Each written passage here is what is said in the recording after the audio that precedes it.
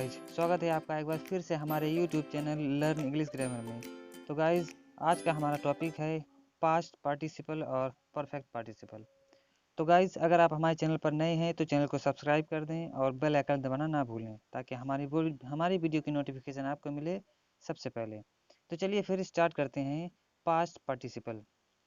Past participle पढ़ने से पहले हमें हमें जो वर्ब्स हैं, जो क्रिया है, उसके बारे में भी कुछ इन्फॉर्मेशन होनी चाहिए।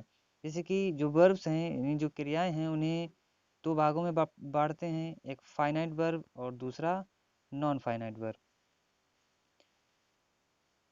तो पास्ट पार्टिसिपल को भी इन फाइनाइट वर्ब और नॉन फाइनाइट वर्ब के हिसाब से पढ़ते हैं, यानी जो फाइनाइट वर्ब हैं उनसे भी पास्ट पार्टिसिपल बनता है और जो नॉन फाइनाइट वर्ब्स हैं उनसे भी पास्ट पार्टिसिपल बनता है। तो पहले हम आपको बता दें कि फाइनाइट वर्ब्स किसे कहते हैं। वे वर्ब जो किसी सेंटेंस में आती हैं और उस सेंटेंस का जो सब्जेक्ट है, उस सेंटेंस का जो कर्ता है, वो कर्ता उस क्रिया को प्रभावित करता है, यानी सब्जेक्ट के हिसाब से क्रिया चेंज होती रहती है, बदलती रहती है। यानी अगर किसी वर्ब पर, किसी क्रिया पर कर्ता का या टेंस का या पर्सन का प्रभाव पड़ता है, असर पड़ता है, उसके बदलने से क्रिया बदल जाती है, तो उसे फाइनाइट वर्ब कहते हैं। चलिए इसे हम कुछ एग्जाम्पल से समझते हैं। जैसे कि पहला एग्जाम्पल है हमारे पास, she plays cricket. She plays cricket, वह क्रिकेट खेलती है। इस सेंटेंस में जो मेन वर्ब है, यानी कि जो वर्ब है, वो है प्लेज। प्लेज एक फाइनाइट वर्ब है। कैसे है इसका, इस वर्ब पर सब्जेक्ट या टेंस का प्रभाव कैसे पड़ता है, हम इसी सेंटेंस को का जो टेंस है उसे बदल के देखते हैं। जैसे कि हमने इस सेंटेंस को अभी प्रेजेंट इंडेफिनिट टेंस में बनाया है, अब हम इसे पास्ट इंडेफिनिट टेंस में बनाते हैं। She played cricket. तो देखा आपने कि जब हमने इस सेंटेंस को प्रेजेंट इंडेफिनिट टेंस में बनाया तो प्ले में एस लगा था, यानी कि प्लेज था। लेकिन जब हमने इसे पास्ट इंडेफिनिट टेंस में बनाया तो ये प्लेस की जगह प्लेड बन गई, यानी कि सेकंड फॉर्म बन गई। तो टेंस के बदलने से इस क्रिया पर प्रभाव पड़ा।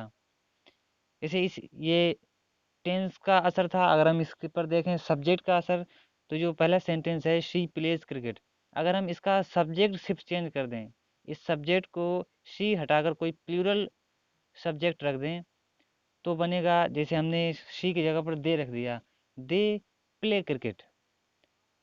तो सब्जेक्ट को बदलने से इसमें जो मेन वर्ब है उसमें से एस हट गया, यानी कि जो मेन वर्ब है, जो क्रिया है, उस पर प्रभाव हुआ है। जो नॉन फाइनाइट वर्ब्स होती हैं उन पर कर्ता या किसी टेंस का कोई भी असर नहीं पड़ता, वो कर्ता के बदलने पर चेंज नहीं होती। तो जो फाइनाइट वर्ब्स हैं उसमें जो प्रेजेंट परफेक्ट टेंस है और जो पास्ट परफेक्ट टेंस है, इनमें जो वर्ब यूज होती है, यानी कि वर्ब की थर्ड फॉर्म यूज होती है, उसे भी पास्ट पार्टिसिपल कहते हैं।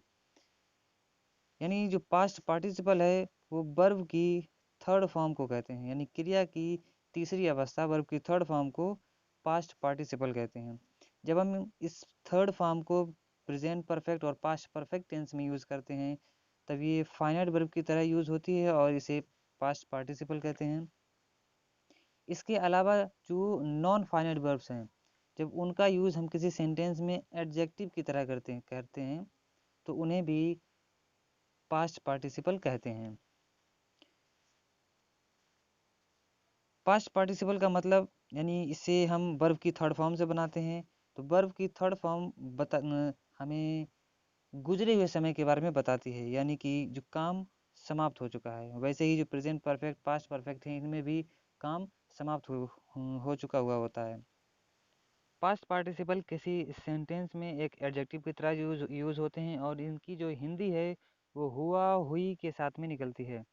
यानी जब कोई ऐसा शब्द जिसमें हुआ हुई हुए आदि शब्द के साथ में समाप्त हुआ हो और वह शब्द किसी नाउन या प्रोनाउन की विशेषता बता रहा हो, यानी कि वह शब्द उस सेंटेंस का एडजेक्टिव हो, तब हम उसे पास्ट पार्टिसिपल से बनाते हैं, यानी कि वर्ब की थर्ड फॉर्म से बनाते हैं। इसे हम एग्जाम्पल से समझते हैं।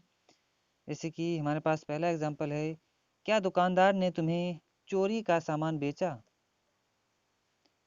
तो इस सेंटेंस में हम देख सकते हैं जो मेन वर्ब है वो बेचना दी गई है, यानी बेचा।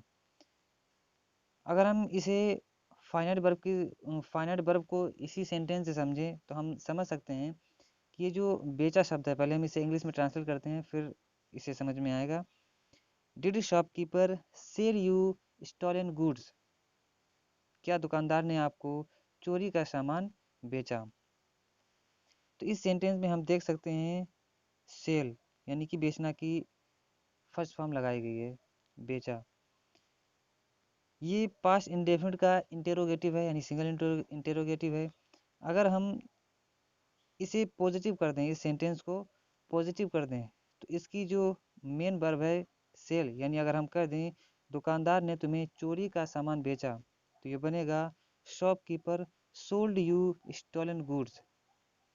तो हम देख सकते हैं ये जो सेल है क्रिया, ये जब हमने टेंस का प्रकार बदला तो क्रिया सेल से सोल्ड बन गई, यानी कि फर्स्ट फॉर्म से सेकंड फॉर्म में पहुंच गई। लेकिन वहीं उसके आगे जो स्टॉलन लिखा हुआ है, स्टॉलन यानी कि चोरी किया हुआ है, चोरी की हुई।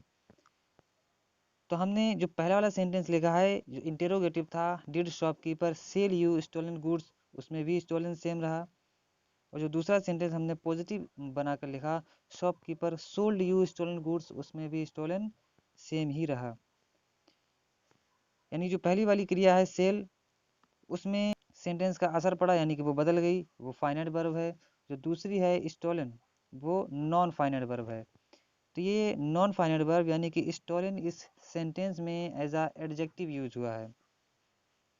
तो जो नॉन फाइनाइट वर्ब्स होती हैं जिन्हें हम पास्ट पार्टिसिपल कहते हैं, वो किसी सेंटेंस में नाउन या प्रोनाउन की विशेषता बताते हैं, यानी इन्हें हम एज अ एडजेक्टिव यूज करते हैं। इसी का हम अगला एग्जाम्पल देखते हैं, हम दूषित वातावरण में क्यों रहते हैं।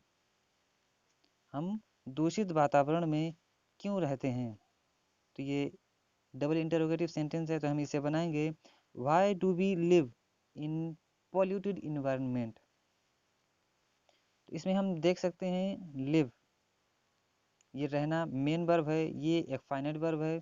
तो वहीं इसके आगे जो दूसरी लिखी है पॉल्यूटेड, ये वर्ब की थर्ड फॉर्म है, पॉल्यूटेड इन्वायरमेंट।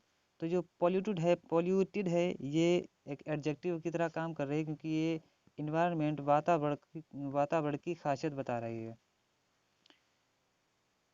तो इसी का हम नेक्स्ट एग्जाम्पल देखते हैं, एक गरीब ने पैसों की कमी के कारण सड़े आम खरीदे।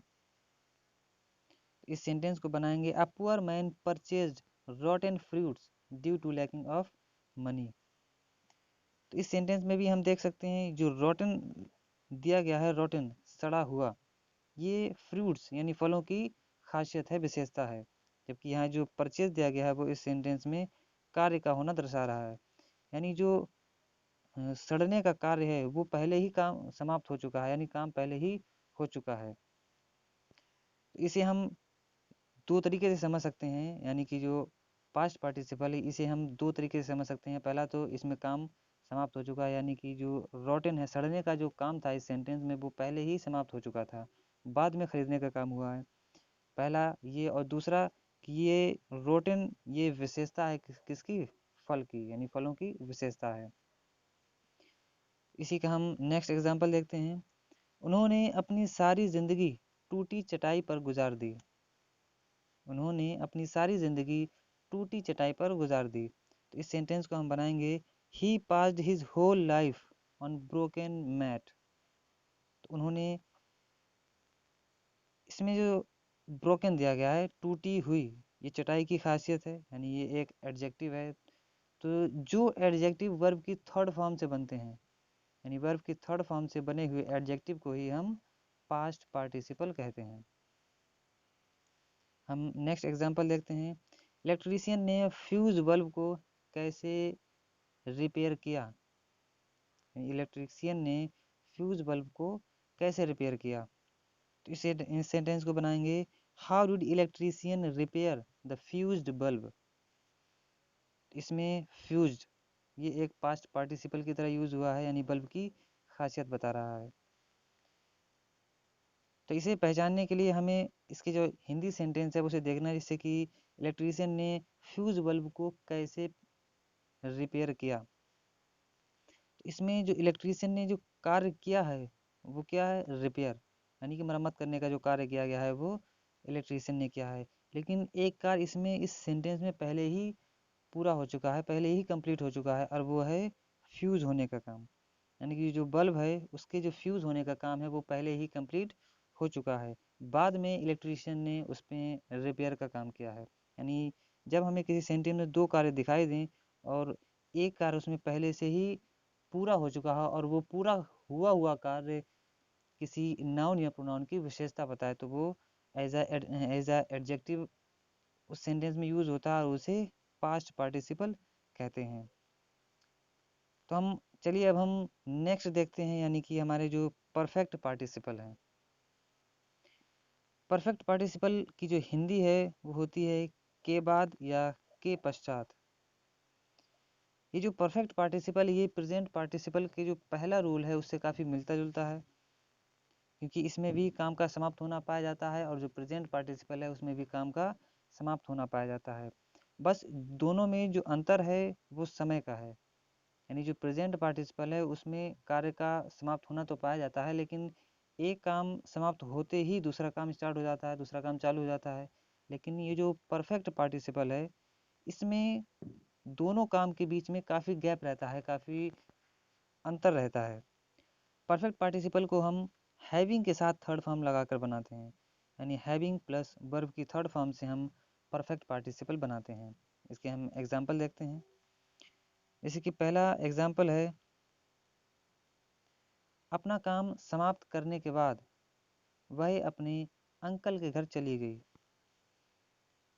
इसमें हम देख सकते हैं कि दो कार्य दिए गए हैं। पहला तो उसने अपना कार्य समाप्त किया, फिर वह अपने अंकल के घर चली गई। तो इन दोनों कामों के बीच में काफ़ी डिस्टेंस देखने को मिलता है, यानी कि काफ़ी गैप है।